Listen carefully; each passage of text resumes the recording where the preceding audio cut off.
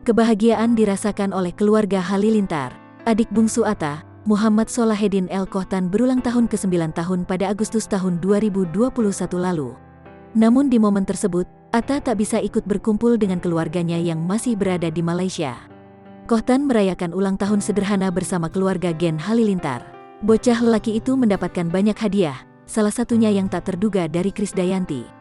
Jadi tadi seseorang menekan bel membawa barang spesial khusus untuk Kohtan, ujar Lenggogeni Faruk dikutip dari YouTube Gen Halilintar, Selasa tanggal 14 September tahun 2021. Ada kotak kado besar yang diberikan ke Kohtan. Adik ipar Aurel itu tak tahu siapa pengirimnya.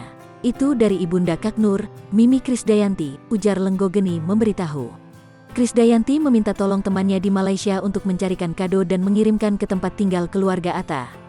Mimi Kade menghubungi seseorang di sini. Orang itu membeli di sebuah toko dan membawanya ke sini.